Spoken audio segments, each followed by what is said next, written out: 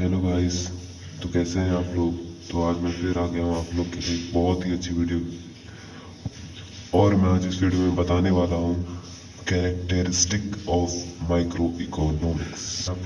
मैं आप लोगों से माफ़ी चाहूँगा क्योंकि मैंने जो 3 पार्ट्स बनाए हैं उसमें मैंने सिर्फ क्विक रिव्यू कराया है, क्वेश्चंस वगैरह बताए हैं, अच्छे से समझाया नहीं आपको, उसके मैं माफ़ी चाहूँगा। लेकिन अब मैं जो भी पढ़ाऊँगा उसके अच्छे नोट्स आपको मिलेंगे, अच्छी चीज़ आपको मिलेंगे, और इसे देखकर आप पढ़ने में आपको मन लगेगा और आपको बहुत अच्छा लगेगा। तो आज हम पढ़ने वाले हैं कैरेक्टरिस्टिक व्यष्टि अर्थशास्त्र की विशेषताएं, यानी कि सूक्ष्म अर्थशास्त्र की विशेषताएं। तो तो व्यष्टि अर्थशास्त्र की प्रमुख विशेषताएं निम्नवत है।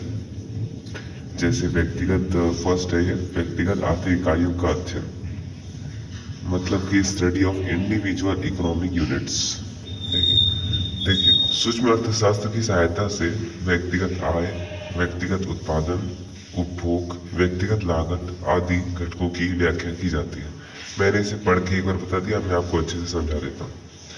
तो लिखा हुआ है कि जो सूक्ष्म अर्थशास्त्र होता है उसकी सहायता से व्यक्तिगत आय, अब आप लोग सोच रहे होंगे कि व्यक्तिगत आय क्या होती है, तो मैं वो भी आपको बता देता हूँ कि व्यक्तिगत आय जो होती है वो होती है इंडिविजुअल इनकम।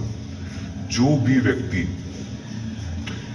खुद अपने दम पर कोई भी बिजनेस है, सिर्फ वो खुद अकेला जो कमाता है, जो इनकम उसकी होती है, उसे हम कहते हैं व्यक्तिगत आय।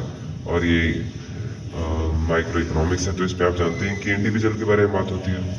तो वो व्यक्ति जो भी कमाता है उसे कहते हैं व्यक्तिगत आय। और दूसरा है व्यक्तिगत उत्पादन। वो व्यक्ति जो भी उत्पादन करता है, खुद से जो भी उत्पादन करता है वो व्यक्तिगत उत्पादन हुआ। और उपभोग, उत्पादन की हुई वस्तुओं का जो हम उपभोग करते हैं हम लोग, उसे कहते हैं उपभोग। और व्यक्तिगत लागत, और जो व्यक्ति को जो उत्पादन में जो भी लागतें लगती हैं, जो भी कॉस्ट लगती है, उसे हम कहते हैं व्यक्तिगत लागत। तो यही सब घटकों की व्याख्या की जाती है। व्यक्तिगत आर्थिक इकाई का अध्ययन यही होता है, स्टडी हम यही करते हैं ये सब में। तो अब हम दूसरे नंबर पे पहुंचेंगे और यहाँ पे लिखा हुआ है अति सूक्ष्म चरों का अध्ययन, स्टडी ऑफ माइक्रो वेरिएबल्स। मतलब माइक्रो वेरिएबल्स, यहाँ पे हम वेरिएबल मतलब जो होता है ना, एक एक करके मतलब अच्छे से आपको अच्छे प्रकार से बताएंगे आपको। यहाँ पे हम तो लिखा हुआ है सूक्ष्म आर्थिक विश्लेषण अर्थशास्त्र के छोटे छोटे चरों को अध्ययन करना है, जैसे एक फर्म, एक उद्योग, एक उपभोक्ता, एक उत्पादक आदि। इन अति सूक्ष्म चरों का व्यक्तिगत प्रभाव इतना कम होता है कि संपूर्ण अर्थव्यवस्था पर कोई प्रभाव नहीं पड़ता। मतलब आप समझ सकते हैं कि ये एक फर्म है, एक मतलब यहाँ पे सिर्फ एक चीजों का बात हो रहा है, तो यहाँ पे समस्या अर्थशास्त्र पे क्या फर्क पड़ेगा, कोई फर्क नहीं पड़ेगा। सही बात है। अब इसे मैं एक बार पढ़ देता हूँ, आप नोट्स बनाना चाहे तो बना सकते हैं। सूक्ष्म आर्थिक विश्लेषण अर्थव्यवस्था के छोटे छोटे चरों का अध्ययन करता है, जैसे एक फर्म, एक उद्योग, एक उपभोक्ता, एक उत्पादक आदि। इन अति सूक्ष्म चरों का व्यक्तिगत प्रभाव इतना कम होता है कि संपूर्ण अर्थव्यवस्था पर कोई प्रभाव नहीं पड़ता। तो दोस्तों अब हम इसे समझेंगे अच्छे से। तो यहाँ लिखा हुआ है सूक्ष्म आर्थिक विश्लेषण, मतलब अर्थव्यवस्था को इतना छोटे छोटे चरों में अध्ययन करना है। यहाँ पर मिलेगा आपको वेरिएबल्स, मैंने बोला था इतने छोटे छोटे में मिलेंगे क्योंकि आपको कोई परेशानी नहीं होगी। इसलिए यहाँ लिखा गया समस्या के सामने कोई प्रभाव नहीं पड़ता। एक फर्म, एक उद्योग, एक उपभोक्ता के बारे में बात हो रही, एक उत्पादक के बारे में बात हो रही, मात्र एक उत्पादक, कोई भी वस्तु का एक उत्पादन मात्र। तो इसलिए आप स्टडी ऑफ माइक्रो वेरिएबल से ये बहुत आसान है, आपको पढ़ना बहुत आसान होगा। इन अति सूक्ष्म चरों का व्यक्तिगत प्रभाव इतना कम होता है कि संपूर्ण अर्थव्यवस्था को कोई प्रभाव नहीं पड़ता। ये बहुत इंपॉर्टेंट है आपके लिए। अब तीसरे नंबर पे चलते हैं। तीसरे नंबर पे है, देखिए यहाँ ध्यान से, व्यक्तिगत कीमत निर्धारण का अध्ययन, study of individual price determination.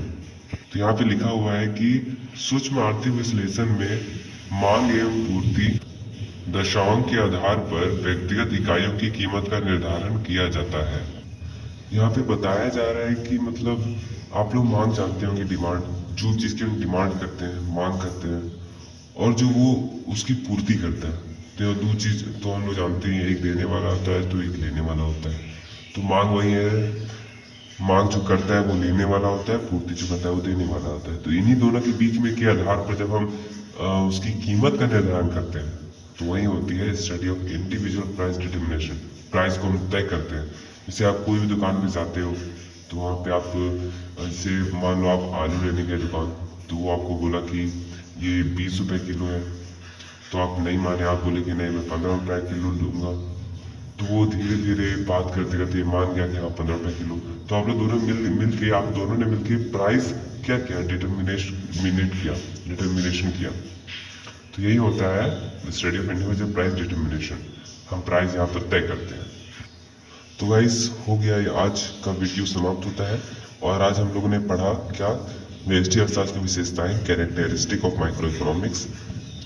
और अगले वीडियो में मैं आपको ये बताने वाला हूँ, देखिए यही सामने लिखा हुआ है, difference between micro and macro economics. ये बहुत ही अच्छा टॉपिक होने वाला है, आपको बहुत ही मजा आएगा।